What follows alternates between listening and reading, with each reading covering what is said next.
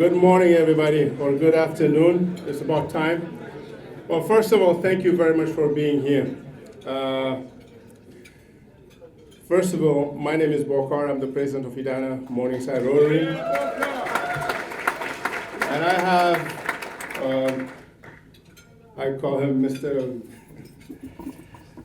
He's an amazing man. Absolutely phenomenal. Has done so much good in this community. And he's the president of Edina Rotary Loon Club. So Paul, please welcome Paul. And I also would like to thank all of our members, leaders that have put this event together. I know it's a lot of work, endless amount of pushing, trying to get things to make this happen. And I would like to thank Anne Mary from the EMRC for putting an amazing work and plan. And I also would like to thank the team from the Loon Club. So this is just phenomenal. Thank you, Lisa, for all that you've done. I appreciate you so much. Thank you.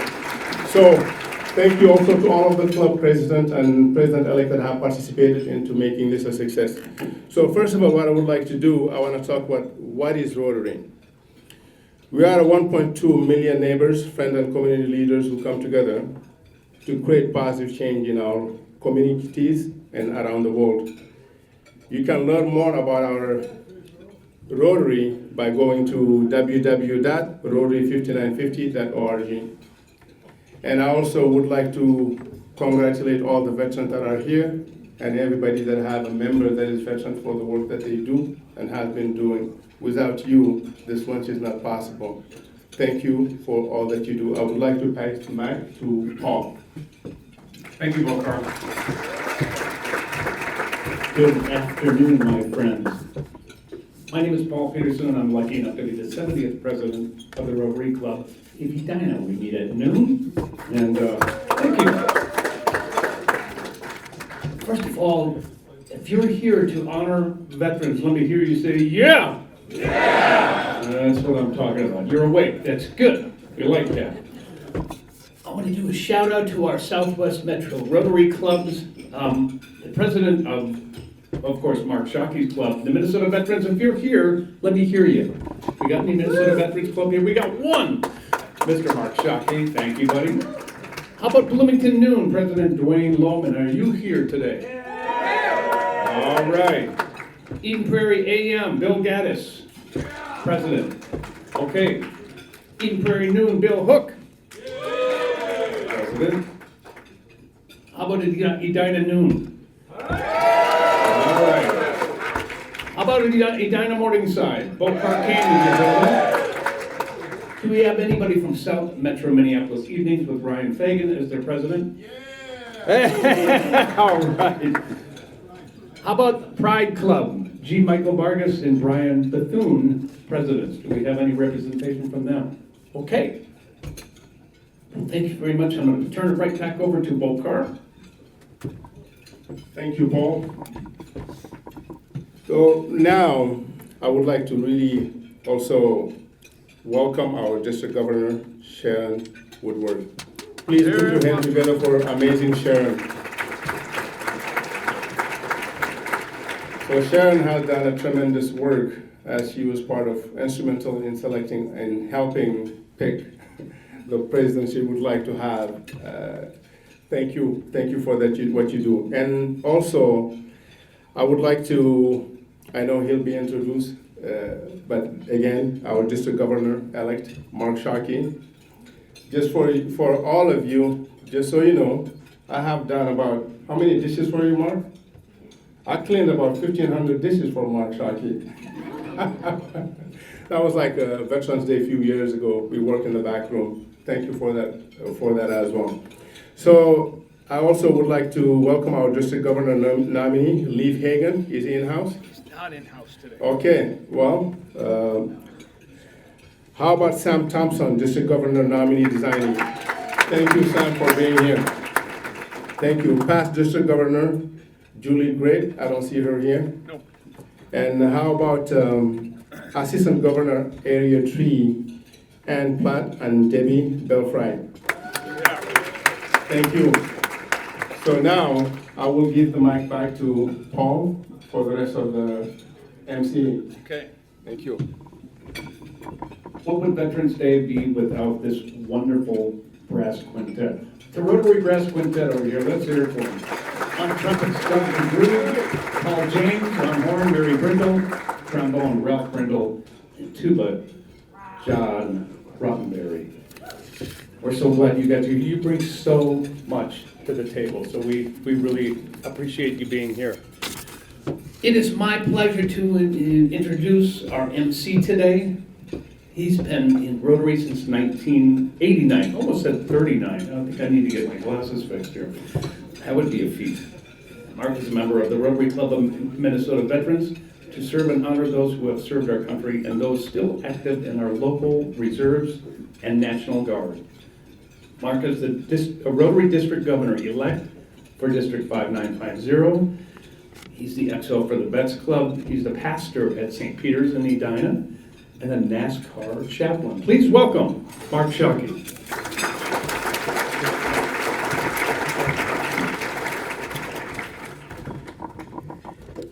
Well, one of the things that I'm often asked when it comes to the Vets Club is, what branch of the service did you serve in? And I smile and say, the father-in-law branch.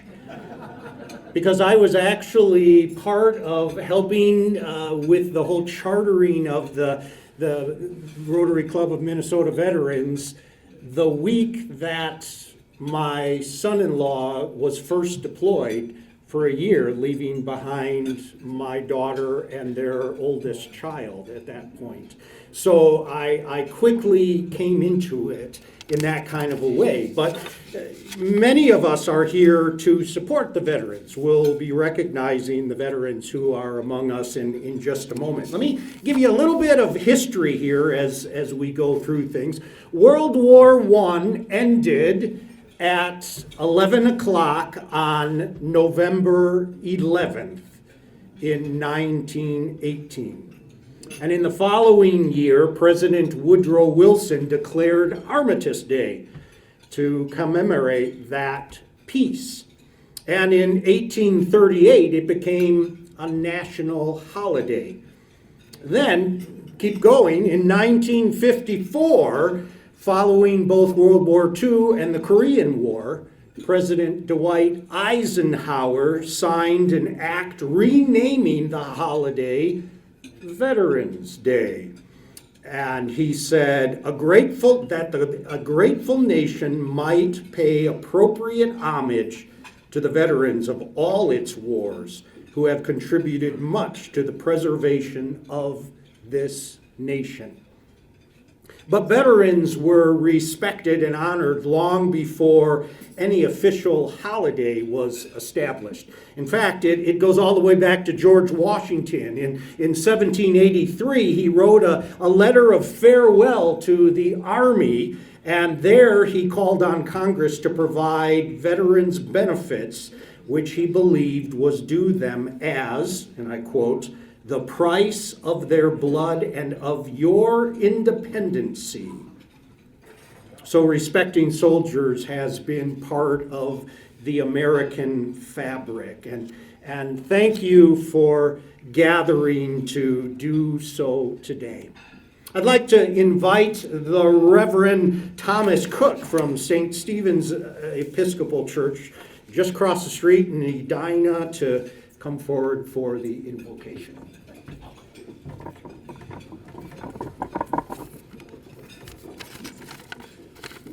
I figure we can bless the food on the inside as well as the outside, right? Yeah. As we gather this day in thanksgiving for a nation, in honor of military veterans of these United States, and in gratitude for all people who continue to aspire to live out the principles of equality, liberty, and justice for all, we give thanks for those who guard us against complacency, the assaults of our enemies, despotism, and the self-serving will. Let us pray. Keep us ever mindful of all those who have served and who now serve in the armed forces of our country, both at home and abroad. Sustain them in their service. Guide them in their daily lives. Heal wounds of body and spirit. Strengthen all living in the shadow of despair. Bind together veterans' families with patience and love for one another, and lighten the load of their experiences with the knowledge of a divine and eternal love, and with heartfelt appreciation from us, their grateful fellow citizens. Now may this time that we share be blessed, thanksgiving for the food that we've received, and in a time of fellowship with one another. Amen.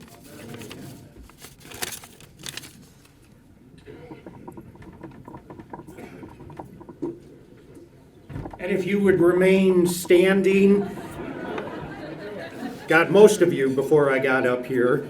Presenting our colors today is the Scout Troop from Edina, Troop number 62. Please stand if you are able. Salute or hand over heart if you so choose. Color guard, advance the colors.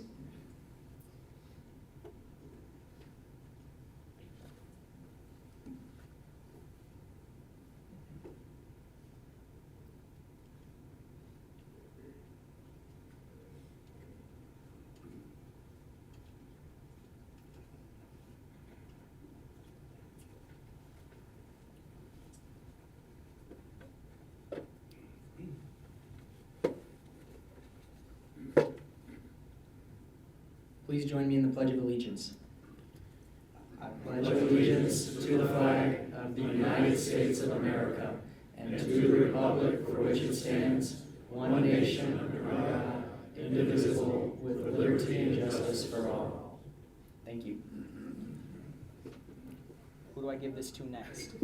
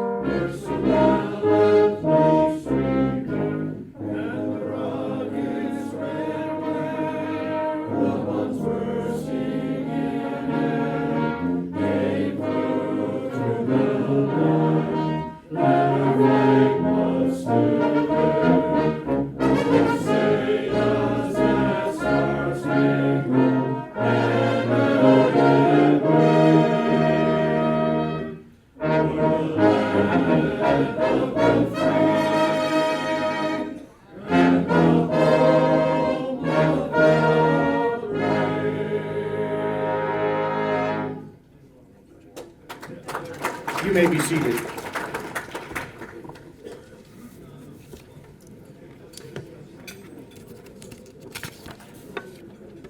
So there are 8 clubs, as you heard, in the Southwest Metro who are responsible for bringing this event together. It's always something that is great training for future leaders, because it's the president-elects of these clubs who actually coordinate everything.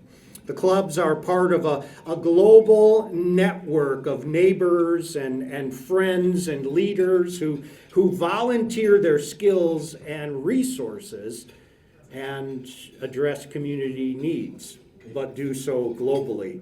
So Rotary is known as people of action. We connect people, we transform communities, we fund projects, we send students all over the world, and we receive students all over the world. And since 2019,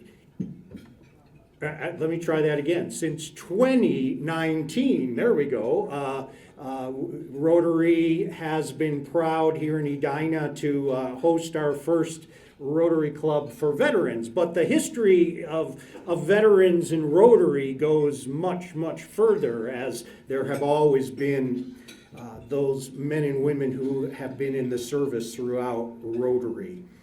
But the model of service that we have is what's known as the four-way test. So I invite you to ask these questions of the things we think, say, or do. First, is it the truth? Second, is it fair to all concerned? Third, will it build goodwill and better friendships?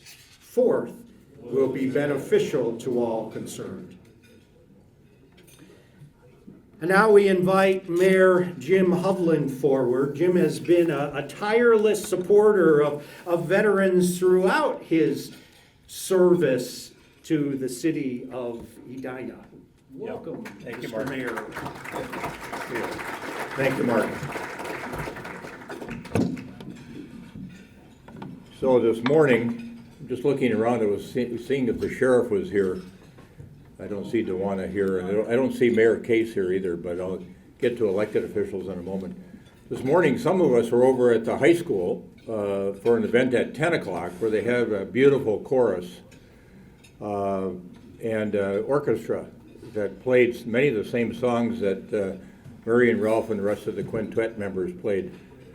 And the chorus was, and when Mary and Ralph and everybody was playing America during our meeting here at noon to celebrate Veterans Day, it got me thinking about what I'd heard over at the high school this morning when the chorus sang, "America, America, God shed its grace on thee." And then we heard Tom talk about, in the invocation, the blessings that we've had as people in America, people in Edina, all over the country. It made me also think that here today we get to say, America, America, you've been blessed by these veterans that have provided service to all of us through their courage, in some cases through their blood, and their commitment to the country, which has just been so vital to us never having had to face an invasion, never having to face fighting foreign troops on our soil because of the things that our veterans have done in foreign lands. Some of them here never wounded, some of them here wounded, some of them died. We've got a Veterans Memorial down at Utley Park that has, I think, close to 40 veterans' names on it that perished, that were from Edina and died in different wars over the years. So I want to welcome all of you to Edina and thank you for being here and thank you for wanting to celebrate these veterans that are with us today. And when the quintet plays all of these branch songs today and the people in those branches stand up, let's give them a round of applause that they will remember the rest of their life. So thanks for being here at noon today. I want to just recognize quickly, we got some elected officials. I see my colleague Carolyn Jackson here, school board members, Erica, and then our legislator, our representative-elect Julie Green is here too. So thanks to all of you for being here. And again, who else is here? Yeah, school board members. Yeah, raise your hand, please, all the school board members. Gordy. Yeah, there you go. All right, thanks everybody for being here, and we'll turn it back over to Mark for further part of the program. Thank you.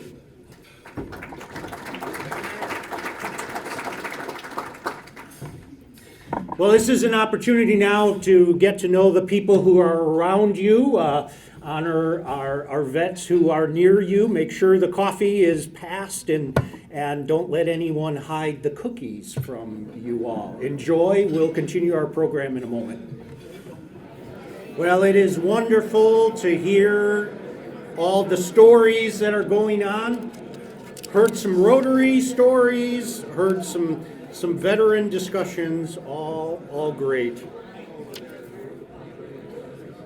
Well, one of the highlights of our time together each year is an opportunity to recognize those who have served. And our band is going to play the various theme songs of each branch, and we'll invite those to stand at the appropriate time.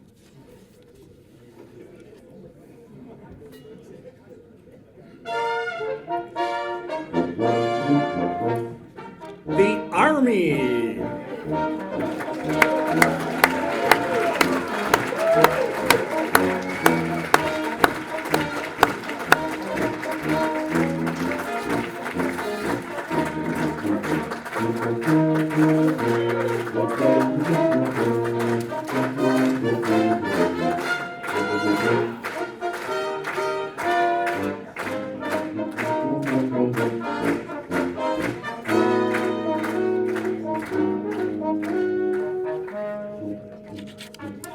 And the Marines.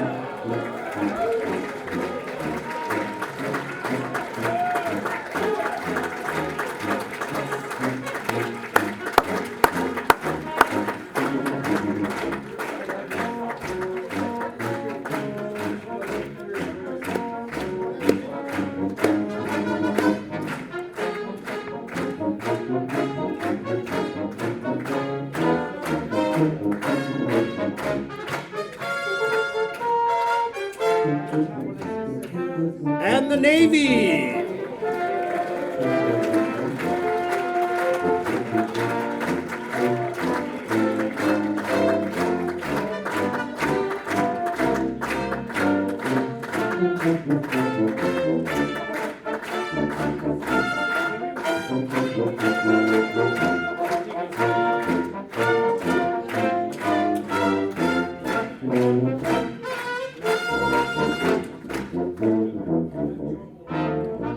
And the Air Force.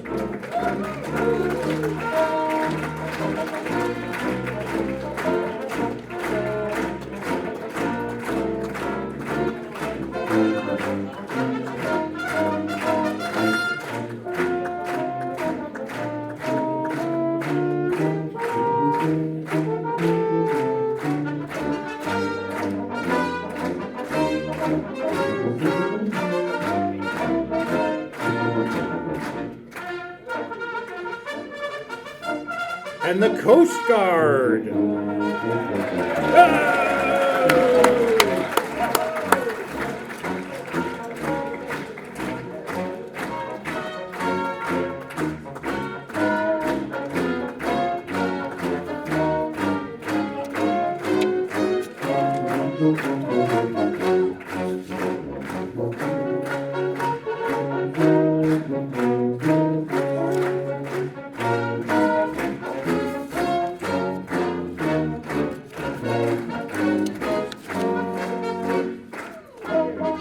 And our newest branch, the Space Force.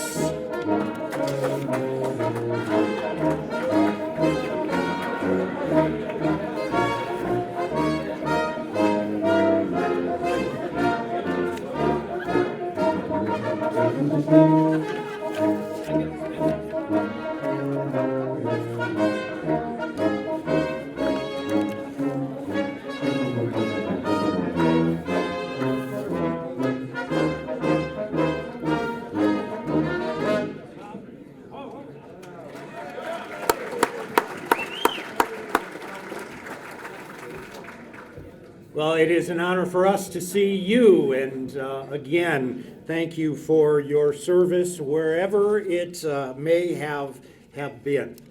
Well, it is now my pleasure to introduce our speaker to you, William Doc Wenmark. Let me give you a little bit of a background.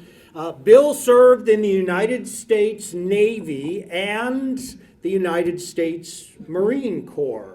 Let me give a little more detail around that. Bill served as medical staff and for Vice President Hubert Humphrey. Bill is a Vietnam veteran in 69 and 70. He served as NCOIC, non-commissioned officer in charge, for you non-military people among us. And he did that as an officer of the intensive care unit with Task Force Bravo out of New Orleans, and also medical evac operations as well. Bill was transferred in country as Anesthesia Department 1st Medical Battalion 1st Marine Division, Da Nang, Republic of Vietnam. Bill is decorated combat corpsman. Bill was founder of his network of urgent care clinics and served as CEO until retirement. Bill's former president of the National Association for Urgent Care. And he currently works with the activities department at Minnetonka High School and is the Veteran Affairs Advisor. Bill is a former president of the American Lung Association of Hennepin County. So there's quite a rich history that he brings, but we need to show one additional picture here. Bill is a running and cycling athlete and coach. He served as vice president of United States Track and Field, Minnesota. Bill has been inducted into the Grandma's Marathon Hall of Fame. So please welcome Bill Doc Wenbark.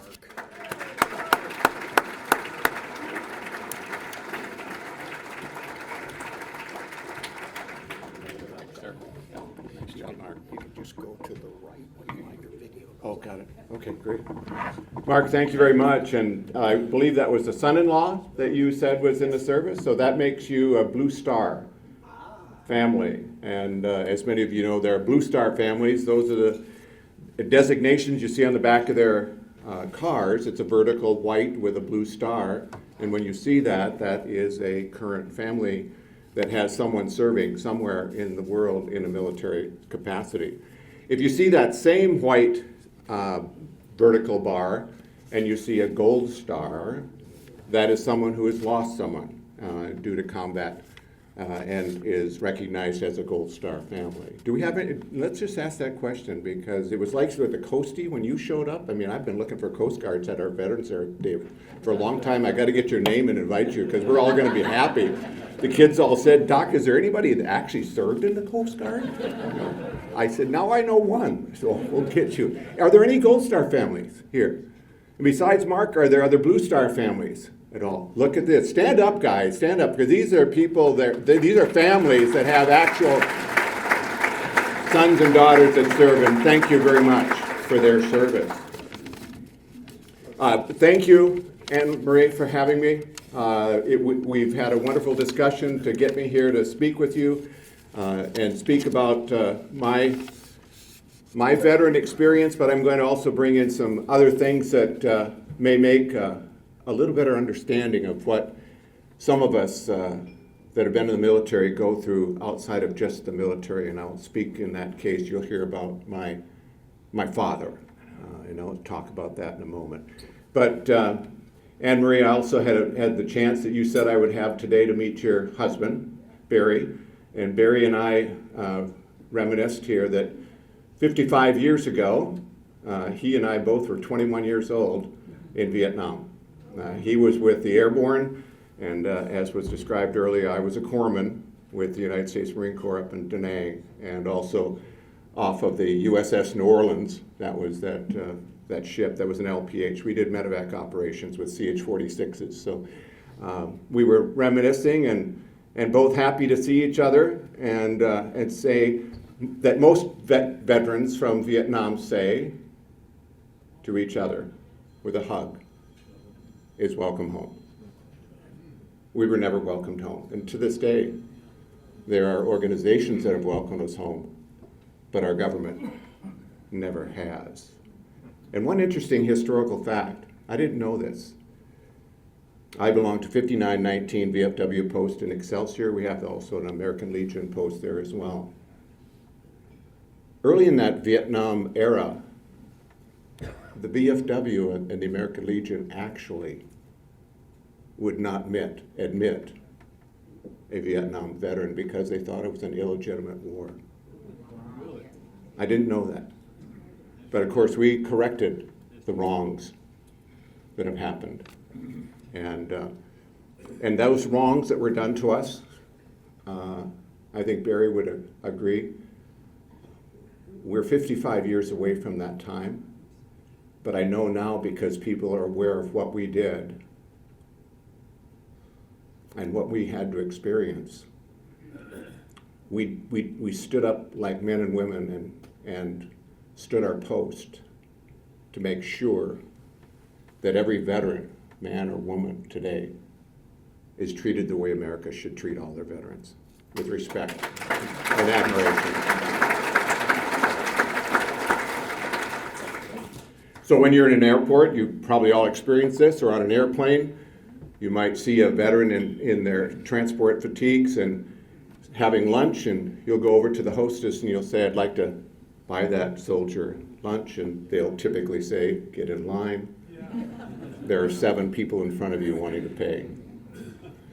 Also on aircraft, you'll find those that are aware of these things sitting up in first class and sees that same soldier come on board. And without having any personal acknowledgement from the first class person, he says to the stewardess, please give that seat that I have to that soldier, because they earned it. And that happens. Those are the things that we, from Vietnam, and what we had to deal with. We're happy now. We're happy warriors. We're good. That was a long time ago, and things stick with us, which I'll share with you. Barry, thank you. It was great to see you, buddy. And again, welcome home. And I gave you that hug, and I'll give you another one too. Do we have any other Vietnam veterans here? Let's just see if we have. Guys, I'm going to come hug you. So be prepared. If you don't like hugs, you're going to get one from Doc, because that's what I did to a lot of my Marines. I hugged them. And welcome home, guys. Welcome home. I saw that I think the Marines right here, right? You guys up in I-Corps? Yeah, absolutely. Tell them who I am to you. Go ahead. Who am I? What designation do you have for me? You're a what? Not only Marine, but what's the acronym? A devil dog, right? A devil dog. What do you call your corpsman? A devil doc. A devil doc. And we earn it. Because don't you guys?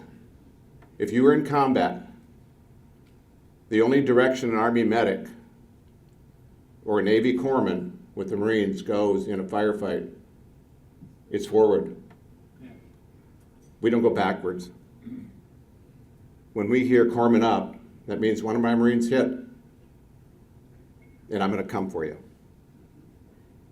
no matter what. I'll tell that story a little bit more in a minute. I'm going to build this whole little short story with you and a great video that we're going to share at the end here about the veterans. But I'm going to use something, and I want to share with you about decision makings and light and darkness. I'm going to ask you, how many have made more than 5 decisions this morning? Okay, that's really great to recognize. How many of you have made a bit more than 5 this morning? Okay, we're getting to the elite status. Let's go to the executive branch. How many have made more than, say, 50 decisions today? Father? Probably not. Probably. You've been talking to God for a long time. He knows about how many decisions you want to talk about. I want to share with you just a concept about decisions. And my staff did a lot of work in motivational speaking that I do about this principle of decision making. And we had all these numbers. And at the end I said, do you want to know the exact number? Would you all like to know the exact number of how many decisions you will make in your lifetime? Would you all like to know that number? Because I can tell you. How many want to know that number? How many are frightened to even figure that out? How many are in some subject matter that you may not want to have any more decisions being made? Okay.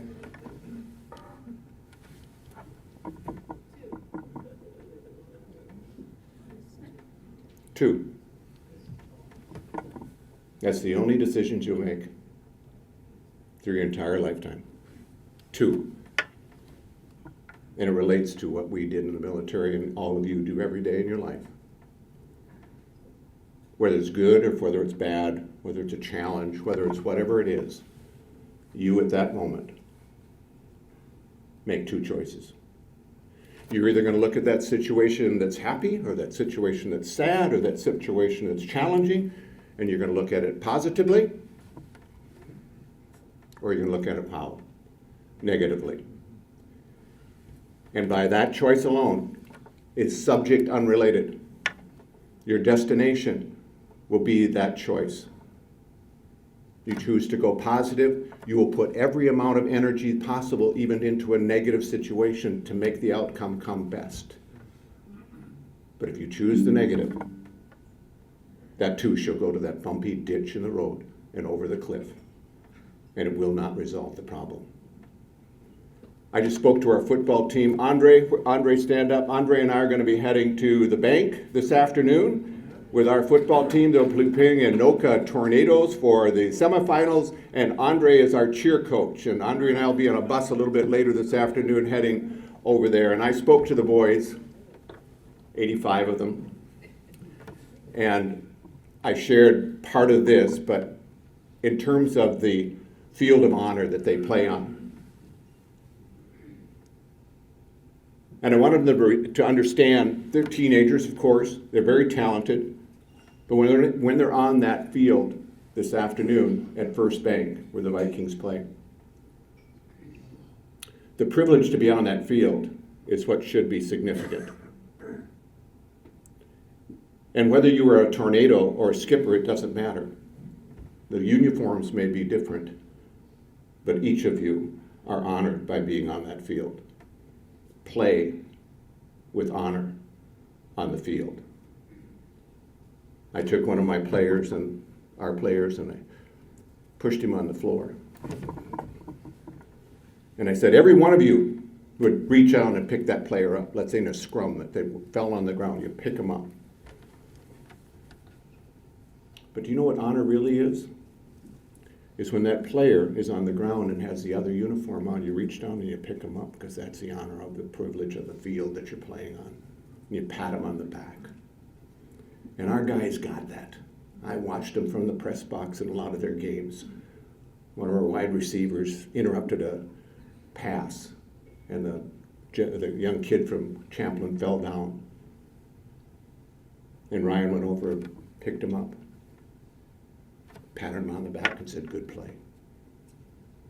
That's the honor of the field. And I call that the light, and be the light. There is no darkness, guys, in life. There is no darkness where there's light. When I turn be the light in your life. Be the light in someone else's life. Be the light tonight on that football field. Some will try to take you to the darkness and then they win. They're taking you off the field. If they swear at you or push at you, you just tap them on the back and say, glad to be with you here. You're a great player. Be the light.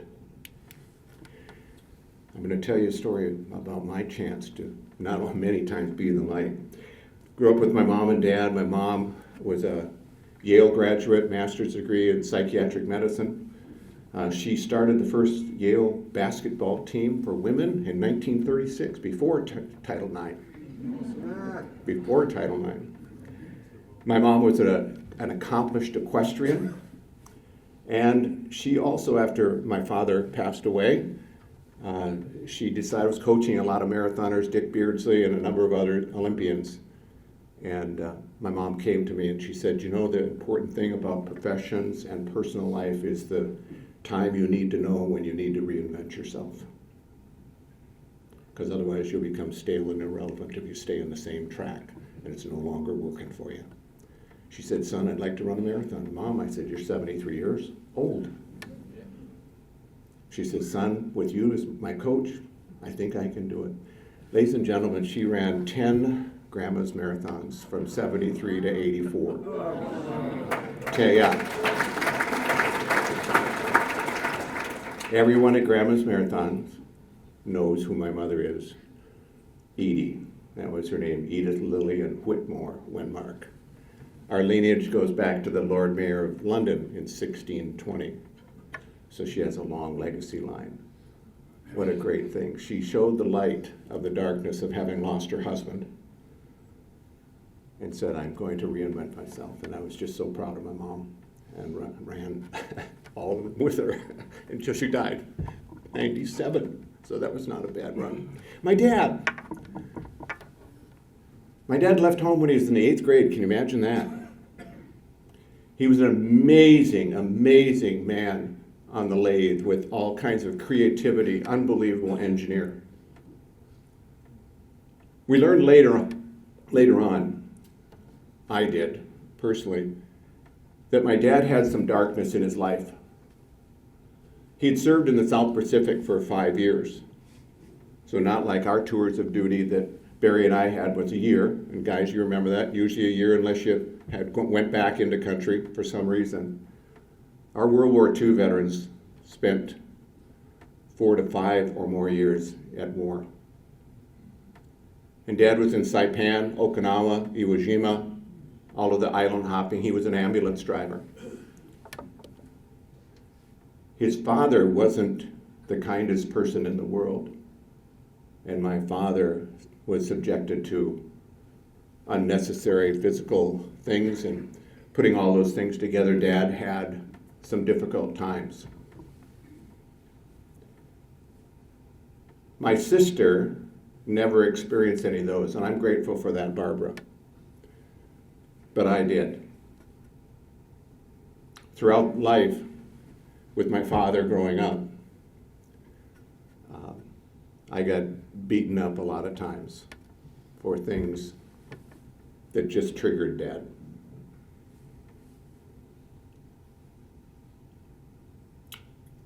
They were tough, but I still loved him.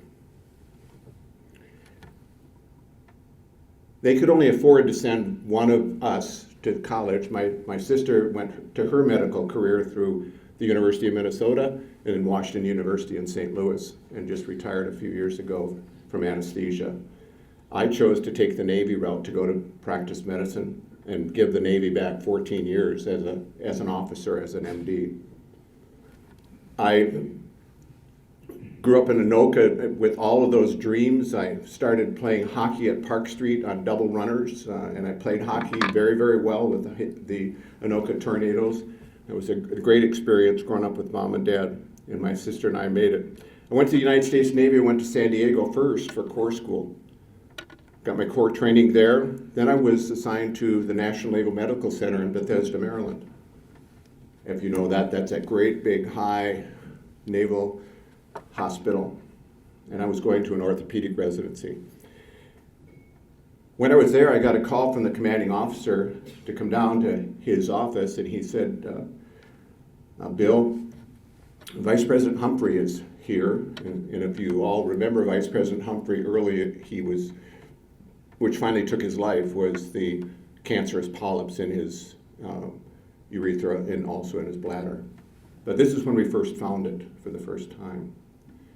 And he asked the captain, he said, do you have anyone from Minnesota on campus? He said, yes, we do. And he said, I'd like to have him assigned to my detail. So I went up and I met the Vice President of the United States. And I was assigned to him as his medical staff aide. Guys, it was everything you may have ever heard about Hubert Humphrey, I can confirm as my personal relation with him. Every night, I'd say, sir, would you like to watch television tonight? And he said, yes. And I said, what would you like to watch? He said, Bill, I have 2 favorite programs that I watch all the time. I said, what are those, sir? He said, The Untouchables. And I said, why is that, sir? He says, because I was mayor of Minneapolis when Ma Barker and all the gangs were operating, and I want to make sure they're telling the truth. And I said, what other program, Mr. Vice President, what other program would you like to watch? And he said, Bonanza. And I said, why is that, sir? And he says, because Bill, America is about family. and Bonanza is about family. It was an honor. Every morning, I'd say, "Sir, what would you like for breakfast?" He said, "Bill, I'd like to have a nice big tall glass of fresh squeezed orange juice." And so I'd have that for him. I flew back to Minnesota to Waverly for his recovery and flew on Air Force Two with him. And when we got to the airport, well, first when we got on the plane at Langley, he said, "Doc, you go in the plane and pick out a seat." Well, I don't know how many. I'm just gonna do this. Anybody flown on Air Force One or Air Force Two? Have you? Then you know that's not a normal airplane when you get on board. It's all desk. It's really pretty nice. And he said, "Doc, Bill, just go get a seat." And it's like I took one at a desk. And he came on board and flew out. And he came up and he said, "Bill, what would you like for lunch?" And I said, "Sir, what are you going to have for lunch?" He says, "I have a hamburger and potato chips." I said, "Okay, sir, I'll take that." I had that. He came up just before we were landing at Hubert Humphrey, and he said, later, that was Hubert Humphrey, he said, "When I get down there, press is all going to come and ask a lot of questions." And he said, "Wait for me at the bottom of the gangway, because I want to meet your parents." He said, "Are your parents coming?" And my father was working at FMC, Northern Pump, which was a Navy contractor. And so, yeah, Dad was going to be there, and my mom was going to be there. And I said, "Yeah, my sister would be there as well." And he said, "I want to meet them." And so he came back and got me, and oh man, did the security go crazy, because we just started off towards my mom and dad, which were up by the terminal. And he went up and he met them all, and he said, "Bill, I want you to go home now. I'm going to be fine." And I said, "Sir, I didn't get those orders." "I got it," he said. "I've got it. You go home and be with your family." And so I went home and be with his family. I'm going to tell just a short story. 2 years later, he's running for president. If you don't remember that, he was running for president. He was up in Fridley shaking hands, mayor, just like mayors and elected representatives shakes a lot of hands. He was shaking hands, all these people in this great big store. This is another thing about Hubert Humphrey. If you've all ever met him, he never forgot your name. And he saw Mom walking up in the whole crowd. And he said, "Mrs. Wenmark." And just, Mom goes, "Wow." And she said, first of all, he said, "How are you and your family?" "Great." "How's Bill?" And he said, "He's going to Vietnam." He said, "Can I do anything?" She said, "No." My training, San Diego, then Bethesda. Then I went to Portsmouth Naval Hospital for my pulmonary residency and anesthesia residency. There I met Marines, you'll know this, Louis Chesty Puller. He was alive. Hoorah, buddy. What, 4 Advils and a whiskey is what Chesty usually advised when you had pain? Something like that. You guys know who Chesty Puller is, one of the most famous generals in all of Marine Corps. I got a chance to take care of him and meet him. Yeah, no kidding. I didn't know that at that time. I didn't even know who he was, but I learned later. Then I was sent to the United States Naval Academy Hospital. And there I was to open up a pulmonary care department because I was an advanced trained corpsman. And then came the orders. Chief Gill called me down to the HR office and said, "Doc, your wish to go to medical school and undergrad and medical school and 14 years back to the United States Navy, commissioned officer, you are, this is good to go." I was 19 years old, and I had a little boy at the same time, Scott. And you know those decision-making things, the skills that we have that are groomed through life and experiences, and maybe not so many lives and experiences when you were younger. I go, is there any way out of this? And it would have been a great career, and it was, because I ended up being in medicine anyway. But I said, "Do I have a choice?" And he said, "Yes, you can. You can volunteer for Vietnam as a combat corpsman of the United States Marine Corps, but your life expectancy in country, you guys know it, for a corpsman, was 3 months. 3 months. And I went to Camp Pendleton. And as a non-commissioned officer, it's a little different, but the DIs are not any easier on you no matter what, even if you outranked them.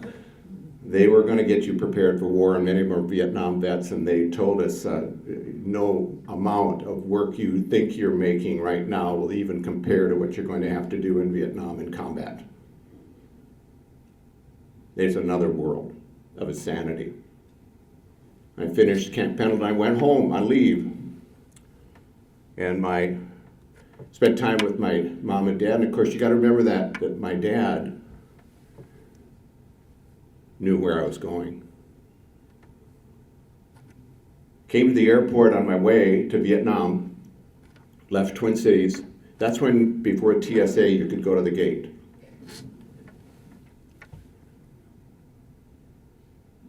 I gave all the hugs. Had never had one from my dad. Didn't get one that day.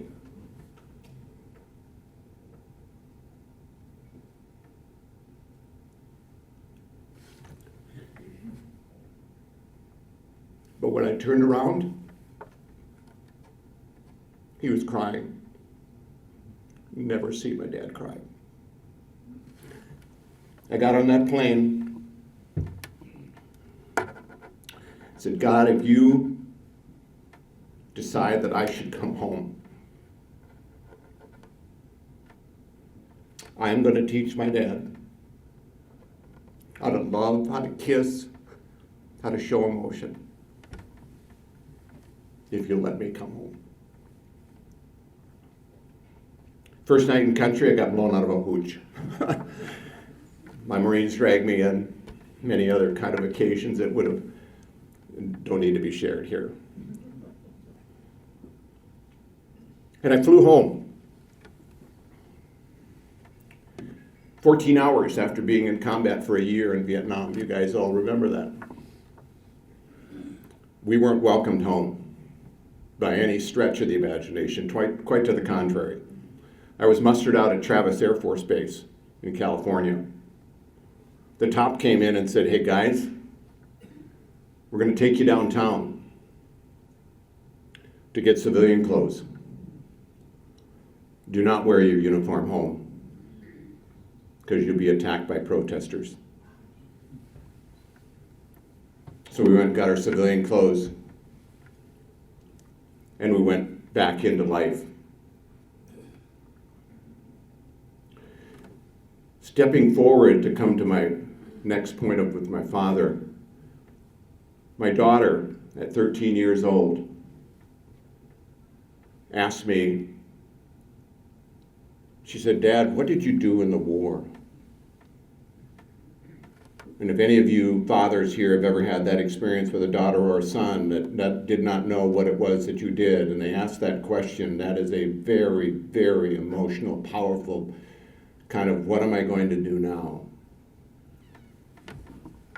How do I explain where I was that can't be explained?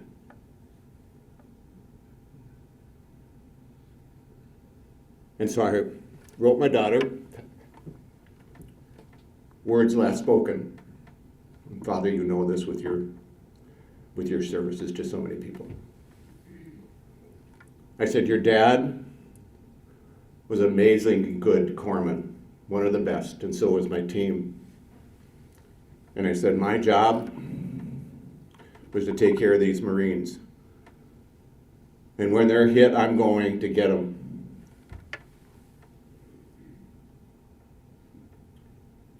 I held a lot of Marines that died in my arms. But I also saved a lot of Marines that are in their 70s and had a full life. They got home, guys. They got home. We saved them. But those young Marines that died in my arms, one it just sticks in my mind all the time. You bayonet wound in the abdomen. Black officer, staff sergeant.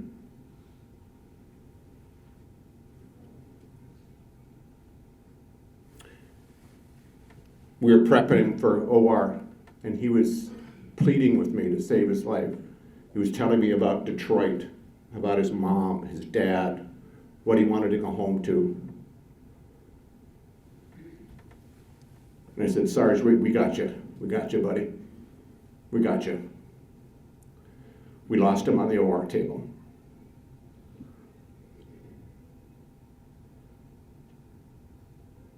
That came home with me.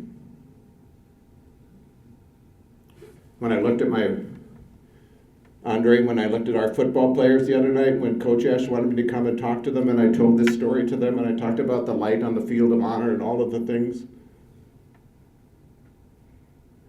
I looked at every one of them and said, "You look just like the Marines that I was with in Vietnam, those young 18-year-old Marines." And I lost them, but I heard everything that they wanted to tell to you. Dads, moms, sisters, cousins, neighbors, everything they wanted to say to you because they knew life was leaving them. They wanted to be saying that to mom or dad or their wives.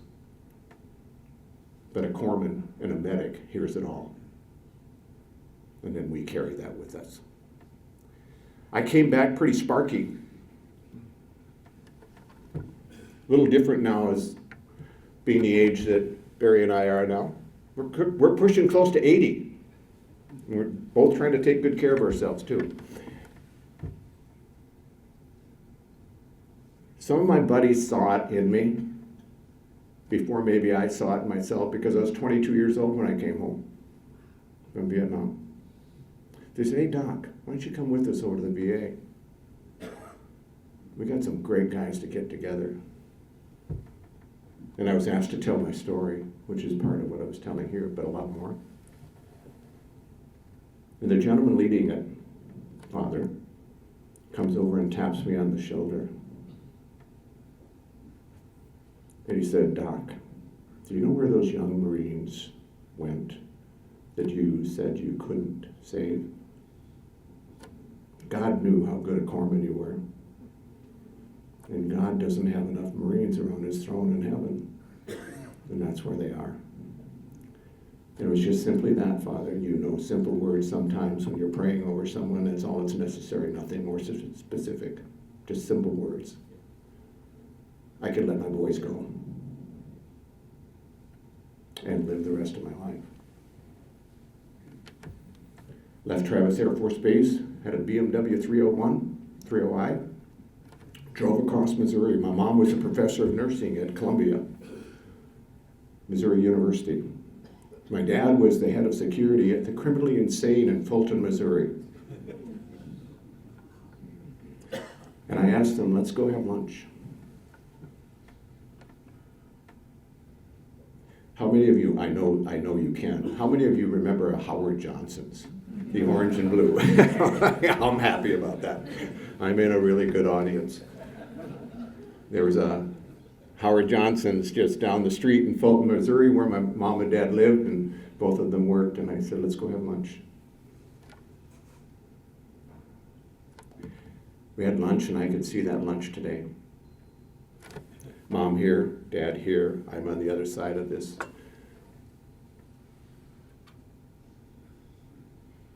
And I said, I said, "Dad, I'm going to tell you about my life with you." I told him about every one of the beatings that I had to take with my dad in intimate detail. I said, "Dad, the last one you did to me, I almost, Dad, if I had a gun, I would have shot you."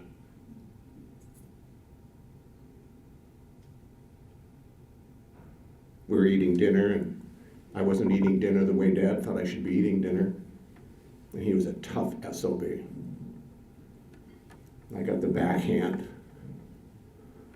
broke open my face, bloody nose. He beat me through the dining room, got his belt out, beat me through the kitchen. I scrambled toward the bathroom, I hid behind a toilet, peed on myself. And then he was gone for 2 days after that. I told him about that. I'm looking at my dad.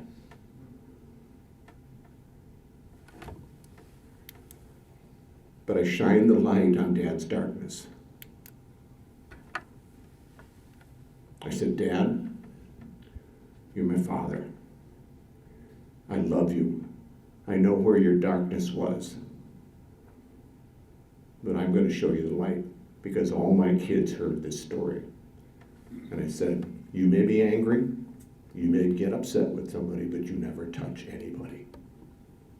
You never touch anybody. My kids all know that. My dad was crying, of course, my mom. But here's what happened when I shined the light on that darkness that my dad had. Guys, I gave him the last 5 years of his life. With his grandkids. With me. I had to teach him how to hug. I had to teach him how to kiss. That it was okay to kiss another guy. I had to teach him all that. And he lived in such happiness that were denied him his whole life. When I talked to you earlier about be the light, when you get those tough situations in life, that's another field that you're playing on. Always honor the field and do the right thing and be the life. I'm grateful to have lived an amazing life, guys. Amazing life. You only heard part of it, and it's still going. Andre knows this. Right? Do people know Doc at Minnetonka High School? Yeah. I have a lifetime contract at Minnetonka High School. I've told everybody my last day here on earth will be at Minnetonka when you guys can wheel me down to Fort Snelling and put me in my gravesite. And all I would ask is come visit me on Veterans Day, and I will be looking down from heaven and thanking you. I've got a great, great opportunity to work with so many young people and make a difference in their lives and through my own experiences. And I want to thank each and every one of you here, and certainly all our veterans, and certainly my Vietnam veterans. Thank you for your service. When you say that to us, I'm going to close with this.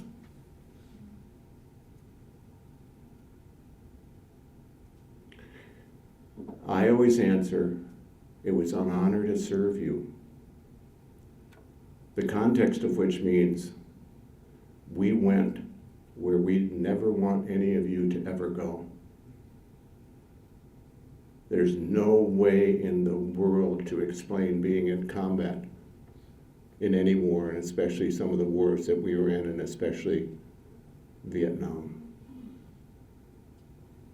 Ladies and gentlemen, thank you very much for letting me shine a light on all of us who are veterans and continue to do, and as I heard you said you will, celebrate and recognize more than anything else us and know what many of us carry with us in our hearts, and also our pride for being able to do what all of you should never have to do. Ladies and gentlemen, thank you so much. I'm going to do that.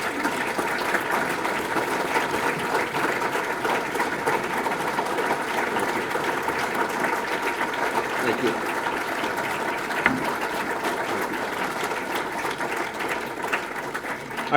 I'm gonna play something for you we did at the high school. Please watch this.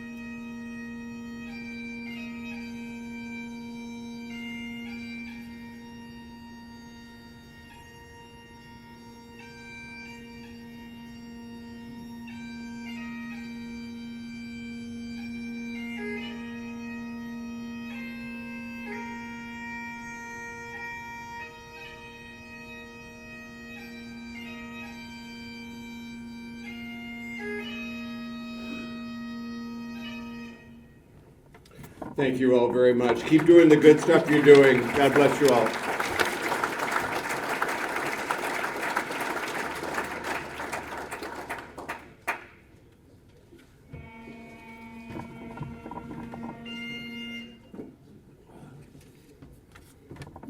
Thank you, Doc. You know, there's a real side to every veteran, a story behind every single individual who has served our country.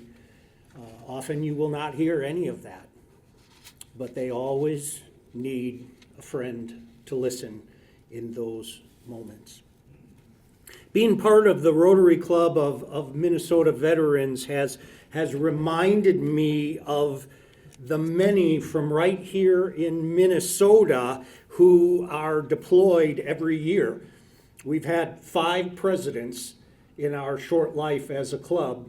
2 of them were deployed while they were president. So it is a time to recognize that families are left behind as they go and serve their country. Far too many of us think that Veterans Day is about past wars. You know, veterans are from the past, but there are still so many serving our country today. This is John Mayer, Major John Mayer. He's currently serving in Turkey. On Thursday, I had hoped he had made it home, but he's 2 months beyond his initial thought of when he hoped to be home. So on Monday, on Veterans Day, I just sent him this text. I said, as a Rotarian, would you be willing to share a statement that I can share with those who will be in attendance, both vets and Rotarians wanting to show appreciation? Here's what he sent back.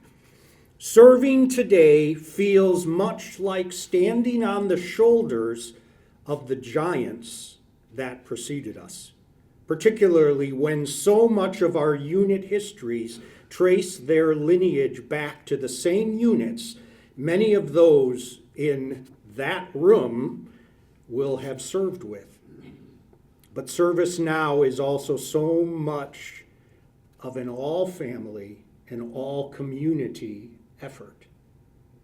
Whether it is the families at home or the Rotary clubs we leave behind or our employers for us Guard Reserve folks, it's always about more than us who wear the uniform. In this complex world we get to serve in, and the support at home makes it easier to bear the burden that so many there know so well. In the end, the faces and names may change over time, but the dangers to our way of life and the safety of those around the world continue to show themselves, and we're all in it together, past and present, to work toward a better future for all. Major John Mayer, 34th Infantry Division, currently deployed with Combined Joint Task Force Operation Inherent Resolve. The Arden Hills Base 34 Red Bull Infantry Division provides training and readiness oversight for 9 National Guard brigades and more than 23,000 soldiers in Minnesota and the surrounding states. In support of Army of 2030 vision, the 34th Red Bull Infantry Division is being reorganized into a heavy reinforced division. And alongside 2 active duty divisions, the 34th will be the tip of the Army's reorganization, designed to develop a force-wide capability to converge effects on land, in the air, sea, space, and cyberspace. The new structure is optimized to neutralize enemy defense systems and seize key terrain. This division type provides a unique gap crossing capability which helps to sustain the fight across contested terrain over time.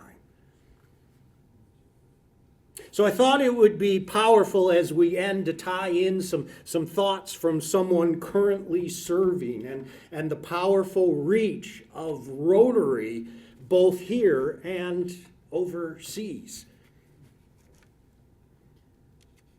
I think we're up to 6 of our Rotarians in the Vets Club who have been deployed since they joined the club. On your tables, there are some little notes. Nothing elaborate. It doesn't have to be, unless if you desire to share something in there. I'd like to invite you to write a message to someone currently deployed. Our Vets Club will make sure that they're sent to men and women serving around the world. It's just blank on the inside, and we've got some more if you'd like to take a moment to do that. We put like 4 or 5 on each table. I think John's deployment this time has been an eye-opener for me. It seems like he's been gone for so long. It's been well over a year. And when everything is going fine, life goes on, but there have been many times I honestly just want to buy him a beer and talk about the Vets Club and some of the struggles that we've been facing. And then every Facebook post about his kids just breaks my heart. And missed birthdays like Nora's on that picture earlier, who started kindergarten just a couple of months ago while he's been deployed. So veterans past and current are loved and appreciated and missed by all of us. So thank you for those of you who have served this tremendous country. And thank you for those who aren't here today because they're currently serving our country. If you take a moment and fill that out, just leave it on the table and we'll pick that up and, like I said, get it to those who are deployed. Well, just with a closing thought for us, I'd like to bring up Dr. Anne Marie Leland, who helped coordinate today's event and brought the PEs together to make this happen.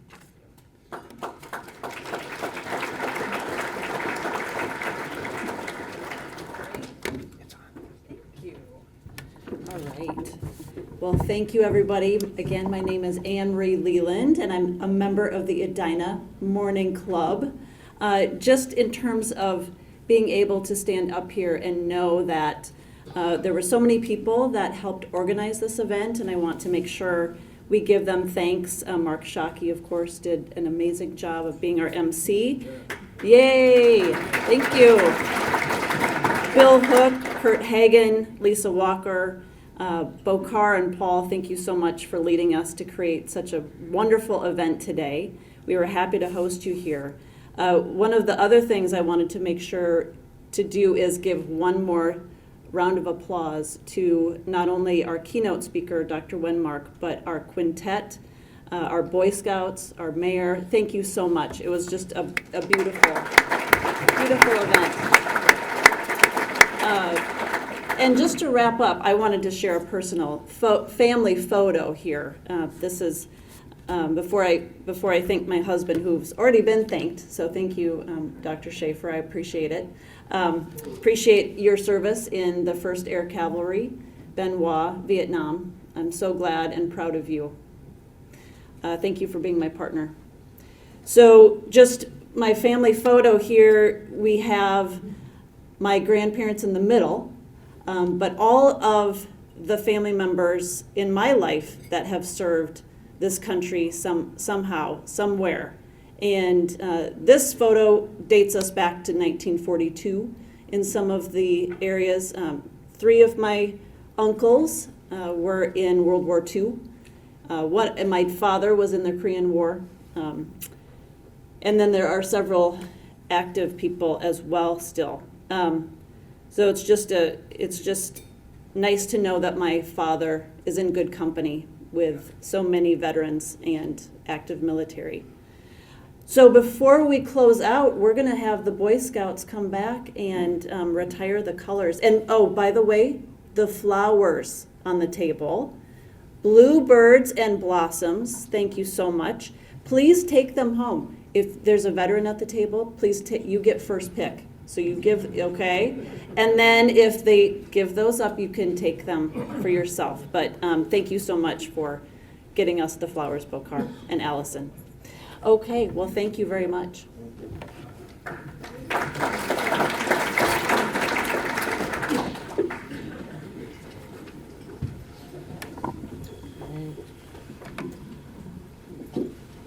Okay, there we go.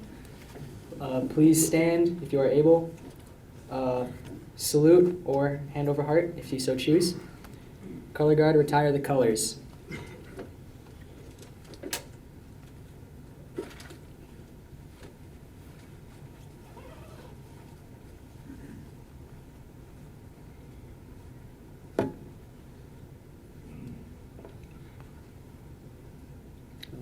Okay, that's it for me. I don't know if we-